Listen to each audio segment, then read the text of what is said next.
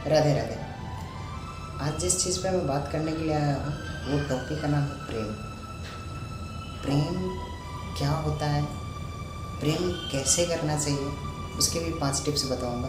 और अगर आप प्रेम में पड़ गए, चले गए, तो उससे निकलने की जो 5 टिप्स होती हैं वो भी बताऊँगा आपको। चलिए इस वीडियो को शुरू करते हैं। सबसे पहली प्रायोरिटी होती है कि प्रेम होता क्या है। तो प्रेम हमें निस्वार्थ करना चाहिए। आप जिससे भी प्रेम करते हो उनसे हमें कोई मोह माया उससे होना ही नहीं चाहिए। उनसे निस्वार्थ प्रेम होना चाहिए, बगैर सेल्फिश रीज़न का प्यार होना चाहिए। अगर कोई सेल्फिश रीज़न है वो प्यार नहीं है। और वो प्यार आपका तब तक चलेगा जब तक आपका काम न निकल जाए। जिस दिन आपका वो काम निकल जाएगा उस दिन वो प्यार भी आपका ख़त्म हो जाएगा उससे। अब वो काम इमोशनल भी हो सकते हैं, फिजिकल भी हो सकते हैं और इंटेलेक्चुअल भी हो सकते हैं, कुछ भी हो सकते हैं वो काम। चलिए अब मैं आपको बताता हूँ कि प्रेम करना कैसे चाहिए। सच्चे प्रेम की कुछ निशानियाँ होती है जो मैं आपको 5 बताने वाला हूँ। और वो प्रेम करते कैसे हैं, क्या क्या चीज़ें सच्चे प्रेम में होना चाहिए एक्चुअली। तो सबसे पहली बात होती है, सबसे पहला चीज़ अगर माना जाए तो प्रेम अनकंडीशनल होना चाहिए। अनकंडीशनल कहने का मतलब ये हुआ कि उसमें कोई कंडीशन नहीं होना चाहिए कि आप ये कपड़े मत पहनो, वो कपड़े मत पहनो, यहाँ मत जाओ, वहाँ मत जाओ। ऐसा नहीं होना चाहिए।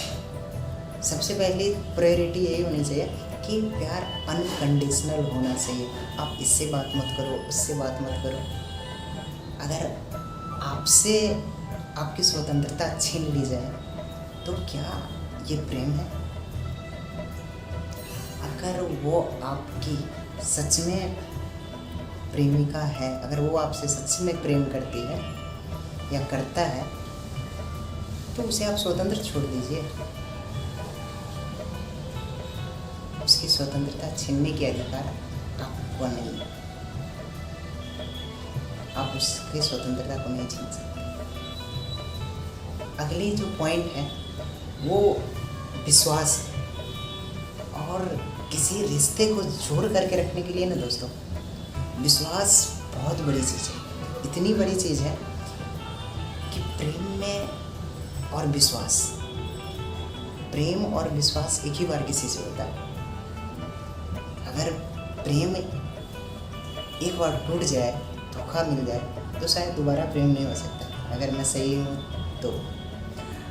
और विश्वास भी शायद ऐसे ही है कि अगर एक बार किसी पर से उठ जाए या टूट जाए विश्वास, तो दोबारा विश्वास बनता नहीं है। और विश्वास एक ऐसी चीज़ है ना जो किसी रिश्ते को बांध करके रखने के लिए सबसे बड़ी डोर है विश्वास। खास करके लॉन्ग डिस्टेंस रिलेशनशिप में विश्वास बहुत बड़ी चीज़ है। आप उस पर इस प्रकार से ट्रस्ट कीजिए, भरोसा कीजिए ना कि जैसे अगर हम उसको पीठ पीछे धोखा देंगे ना तो वो भी मुझे देगी। ऐसे भरोसा कीजिए। अगर वो मुझे पीठ पीछे भरोसा को तोड़ेगी तो शायद हम भी तोड़ेंगे। और ऊपर वाला है ना, ऊपर वाला सब देखता है भाई। ऊपर वाले के ऊपर छोड़ दीजिए। तो हमें भरोसा और ट्रस्ट इस हिसाब से होनी चाहिए एक दूसरे के बीच कि अगर हम गलती करें तो मुझे भी मिलेगा धोखा भाई। और ये दुनिया कर्म का चक्रव्यूह है। जो आप करेंगे वही आपको मिलने भी वाला है, वही चीज़ आपको मिलेगी। अगर आप किसी को धोखा देंगे तो आपको भी धोखा मिलेगा। अगर आप किसी को खुशियाँ बांट रहे हैं तो आपको भी खुशियाँ मिलेगी। इस हिसाब से ट्रस्ट कीजिए। तीसरी जो सबसे बड़ी पॉइंट है कि निस्वार्थ। मैंने बताया था कि प्रेम निस्वार्थ होना चाहिए। कोई मोह माया ही नहीं होनी चाहिए। उसके पैसे से, उसकी संपत्ति से, किसी चीज़ से उसकी मोह माया नहीं होनी चाहिए। उसके शरीर से, उसके कपड़े पहनावे से। प्रेम मन से होता है। किसी की सुंदरता, कपड़े, संपत्ति, धन दौलत ये सब देख करके प्रेम शायद नहीं होता। प्रेम निस्वार्थ भाव से होता है, जो तीसरी सबसे बड़ी इम्पोर्टेंट चीज़ है। और चौथी जो सबसे बड़ी इम्पोर्टेंट चीज़ है कि लव के बीच में जो रिस्पेक्ट होता है ना, रिस्पेक्ट वो खाद बीज है जो आपके लव को लंबा तक चलाती है। अगर लव के बीच में रिस्पेक्ट नहीं है तो शायद लव नहीं है। एक रिलेशन में रिस्पेक्ट सबसे ऊपर रखा है, सबसे ऊपर। प्यार मोहब्बत की बातें कुछ ही दिन होती है, याद रखिए। सप्ताह भर, महीने भर, ज़्यादा से ज़्यादा साल भर तक। लेकिन कुछ दिनों के बाद वो रिस्पेक्ट के ऊपर टिक जाती है कि आप उस इंसान को कितना रिस्पेक्ट देते हो, कितना इज्जत करते हो, उस पर जाकर के टिक जाती है। एक हस्बैंड वाइफ रह रहे हैं साथ में, और एक हस्बैंड अपने वाइफ को एक चमाटा मार दिया, क्या ये रिस्पेक्ट है? नहीं। और ये रिस्पेक्ट केवल ऑन द पेपर नहीं होना चाहिए, ये रिस्पेक्ट ऑन द लाइफ होना चाहिए। एक दूसरे के लाइफ में यही चीज़ें होनी चाहिए, रिस्पेक्ट, आदर भाव। और without respect love is not possible, never will. बगैर इज्जत का कोई लव संभव नहीं है। और पांचवी जो सबसे अच्छी चीज़ें हैं कि परिस्थितियाँ का मतलब हालात जिसको बोलते हैं ना, वो चीज़ें भी मायने रखती हैं हमारे लव के बीच में। अगर आप किसी से सच्चे प्रेम करते हैं तो परिस्थितियाँ के ऊपर शायद सच्चे प्रेम नहीं होते। एक कहानी से आपको बताता हूँ। उसमें एक लड़का था, उसकी शादी की बात चल रही थी, तो लड़के को देखने के लिए आए थे। तो लड़के एकदम नॉर्मल सी ड्रेस में गए, नॉर्मल सी ड्रेस में दिखाने के लिए गए। तो उसके दोस्त ने बोला कि कम से कम अच्छे कपड़े तो पहन लो और शूज़ पहन लो। तो उस लड़के ने जवाब दिया, सुनने लायक बात है, बहुत अच्छी बात है। उस लड़के ने कहा कि अगर वो मुझे पसंद करेगा तो जिस नॉर्मल हालात में मैं जा रहा हूँ ना, जिस नॉर्मल परिस्थितियाँ में जा रहा हूँ, वो मुझे अभी पसंद करेगा। अगर वो मुझे अभी पसंद कर लिया तो शायद लाइफ में अगर हमारी बुरी भी समय आया ना, परिस्थितियाँ कितनी भी कमज़ोर पड़ जाए ना, तो वो मुझे पसंद करेगा। उस समय में भी वो पसंद करेगा। अगर मुझे इस परिस्थिति में आज वो पसंद कर लिया, तो अगर इस परिस्थिति में उसने पसंद नहीं किया तो शायद अगर कल जाकर के हमारा बुरा टाइम आ जाए तो वो हमारी परिस्थितियों को नहीं समझेगा और नहीं पसंद करेगा। इसलिए मैं आज थोड़ा नॉर्मल सी ड्रेस में जाता हूँ। इस स्थिति में पसंद किए तो ठीक है। तो परिस्थितियाँ भी मायने रखती है। किसी भी परिस्थितियाँ में आप जिससे प्रेम करते हो उसका हाथ कभी मत छूओ। परिस्थिति अगर सच्चे प्रेम करते हो तो, अगर नहीं करते हो तो बाकी दुनिया जैसी है वैसी आप भी। तो सच्चे प्रेम का मतलब ही क्या बोला? कुछ नहीं। बाकी दुनिया भी गंगे में हाथ धो रहे हैं, आप भी धो लो। अगर सच्चे प्रेम करते हो तो ये 5 निशानियाँ आपको ज़रूर होनी चाहिए और इम्प्लीमेंट कीजिएगा इस बातों को। जो हमने अपनी लाइफ से सीखा है वो चीज़ मैं आपको बता रहा हूँ। अब चलिए बताता हूँ कि इससे आपने तो प्यार में पड़ गया, प्यार बहुत अच्छे से किया, लेकिन एक समय आता है कि धोखा भी मिलता है। ये तय कर ऐसी बात नहीं है कि तय है, लेकिन ज़्यादातर केसेस में यही होते हैं कि धोखा मिल ही जाते हैं। अगर धोखा मिल गया है तो इससे बाहर कैसे निकला जाए, इस चीज़ को भी आज 4-5 पॉइंट से समझते हैं कि इससे निकला कैसे जाए। तो सबसे पहले चीज़, आप उसके साथ ब्लैकमेल मत कीजिएगा, कभी भी ब्लैकमेल मत कीजिएगा। ब्लैकमेल कहने का मतलब ये हुआ कि वो अपने मन से आपके साथ थी, आज जाना चाहती है तो जाने दीजिए, कोई बात नहीं। उसे ब्लैकमेल करने की कोशिश मत कीजिए कि आपने जो मेरे साथ टाइम स्पेंड किया है, उसकी फोटोज है, वीडियोस है, आप उसे ब्लैकमेल मत कीजिए, क्योंकि वो आपकी एक समय था, आपका लव था, आपकी लव थी। तो आप उसे ब्लैकमेल करने की कोशिश मत कीजिए कभी। दूसरी सबसे बड़ी चीज़ है कि आप जब अगर वो चला गया है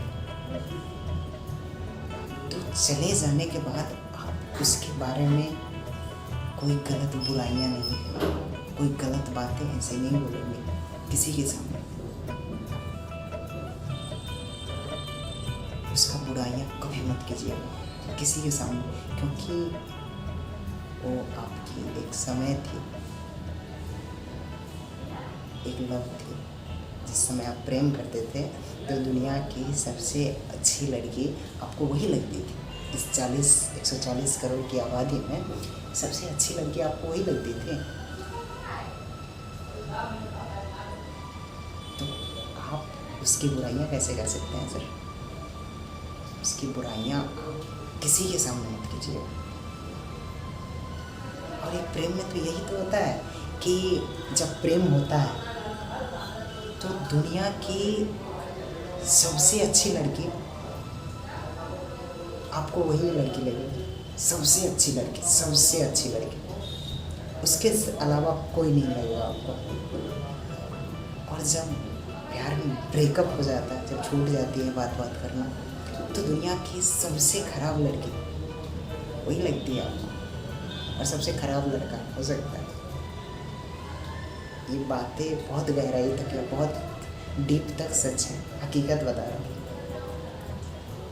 तो आप उसका बुराई कभी भी मत कीजिए, ठीक है? वो आपके साथ थी, अपने मन से थी, आज जाना चाहती है तो जाने दीजिए, कोई बात नहीं। इतना होने के बाद आप लाइफ को, कुछ चीज़ें तो आपके लिए भी चाहिए ना, कि अब छोड़ के चली गई है तो ऐसा थोड़ी कि ज़िंदगी बर्बाद कर लेना है। तो तीसरा चीज़ जो आप कीजिएगा, कभी भी आप उस टाइम पे सॉन्ग अच्छा सुनने का प्रयास कीजिए। सॉन्ग का बहुत बड़ा इफ़ेक्ट पड़ता है हमारे जीवन पे, खास करके इस सिचुएशन में, कि जब आप ब्रेकअप के टाइम हो तो सॉन्ग का बहुत बड़ा इफ़ेक्ट पड़ता है। और जो सॉन्ग आप सुनते हो वो चीज़ हमारी मस्तिष्क सोचती है, और जो चीज़ हमारी मस्तिष्क सोचती है वही चीज़ हमारा मन भी कहता है कि मैं करूँ वही चीज़। तो आप जैसा गाना सुनेंगे उस टाइम, वैसा आपका मन सोचेगा, और जैसा आपका मन सोचेगा वैसे आप करोगे। तो आप खुशी वाला गाना सुनोगे तो खुशियाँ आपके मन में भरी भरी रहेगी, आपके मस्तिष्क खुशियाँ की चीज़ें सोचेगी, और आपका मन भी खुश रहेगा, मन भी सोचेगा खुशियाँ चीज़ें।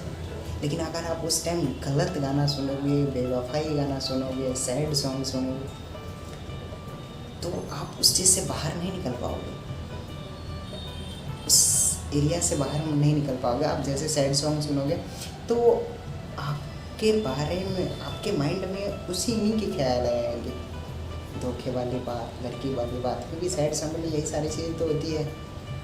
तो आप उस समय एक अच्छे गाना सुनने का प्रयास कीजिएगा। सबसे पहले अच्छा गाना सुने उस टाइम, सबसे पहले। और चौथी चीज़ जो है, उसके बाद आप अपने आप को, लाइफ को सुधारने पर लग जाइए, भगवान से जुड़ जाइए।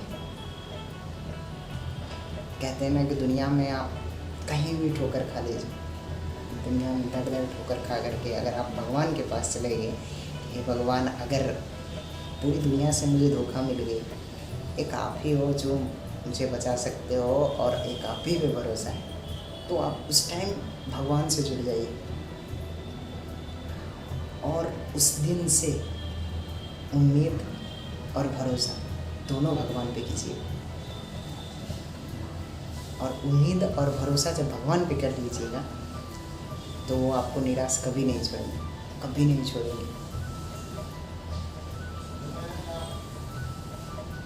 भरोसा, आप उस कोयल को देखें, एक पक्षी जब रात को सोती है अपने घोंसले में, तो वो भी भगवान के ऊपर भरोसा करके सोते हैं कि कल सुबह हमारी घोंसला रहेंगी या नहीं रहेंगी, रात में बारिश आएंगी, आंधी आएगी, तूफान आएगी। तो जब उस चिड़िया के घोंसले को भगवान गिरने नहीं देते हैं, जब वो चिड़िया भरोसा करके सोती है और भगवान गिरने नहीं देते हैं, तो आप तो एक इंसान हो, तो आपको भगवान कैसे छोड़ देंगे? आपको भी भगवान देख रहे हैं, ऐसी बात नहीं। आपने लाख गलतियाँ की है, ठीक है, मानते हैं कि आपने लाख गलती, लेकिन जब आत्मसमर्पण आप भगवान के पास कर देते हैं तो भगवान सारी चीज़ भूला करके आपकी हेल्प करते हैं। आप भरोसा करके तो देखो, तो उस टाइम आप भगवान से जुड़ जाइए, सबसे अच्छी चीज़ है। जिस तरह कोयल भरोसा करके, पक्षी भरोसा करके सोते हैं ना रात को कि हमारा घोंसला कहीं उजड़ न जाए, चलिए भगवान के भरोसे से मैं सो जाता हूँ। उस टाइप से भरोसा आप उस टाइम भगवान के ऊपर कर दे कि आने वाले आप जो लाइफ है उसमें जो भी चीज़ें हो अच्छी हो, ये आपसे मैं उम्मीद करता हूँ। तो भगवान हर चीज़ आपको अच्छा करेंगे। तो भगवान से जुड़ जाइए, चौथी चीज़। और पांचवी और सबसे लास्ट चीज़ है, एक फैमिली के बारे में सोचें, अपनी फैमिली के बारे में सोचें। आप किसी के बेटे हैं, आप किसी की बेटी हैं, किसी के भाई हैं, किसी के बहन हैं, तो उस समय आप अपने फैमिली के बारे में सोचें और अपने बारे में सोचें कि हमारा लाइफ आगे कैसे चलेगा। और जब आप इस चीज़ को सोचिएगा ना, तो हमारा माइंड उस चीज़ पे ना सोच करके कि किसी ने मुझे धोखा दिया है, वो चीज़ नहीं सोच करके हमारा मकसद, और आप उस समय एक लक्ष्य डिसाइड कर लीजिएगा खास करके कि मुझे ये बनना है खास करके, तो आप बन जाएंगे। उस DSLR की तरह अपने लक्ष्य को फोकस करके रखिएगा। जैसे DSLR की कैमरा खींचते हैं ना फोटो, तो बाकी सब धुंधला कर देता है, ब्लर कर देता है, और केवल उस फोटो पे लक्ष्य रहता है कि हमें फ़ोटो खींचना है। उस तरह से आप बाकी दुनिया की सारी बुराइयों को भूल करके अपने लक्ष्य पे इम्प्लीमेंट कीजिएगा, अपने लक्ष्य को देखिएगा। क्योंकि उम्मीद है, आपके माँ बाप भी आपसे उम्मीद किए हैं कि हमारा बेटा कुछ करेगा आगे जा कर के, और आपको धोखा मिला है, आपकी उम्मीदें टूटी है, तो तकलीफ़ तो पता होगा कि कितनी होती है, कि धोखा मिलने पर, उम्मीद टूटने पर कितना तकलीफ होती है। तो माँ बाप ने भी आपसे उम्मीद किया है ना, अगर उनकी आप उम्मीद को तोड़ेंगे तो शायद उनको भी उतना ही तकलीफ होगा जितना आप प्यार करके धोखा खाए हैं और तकलीफ हुई है, प्यार करके उतनी ही तकलीफ उनको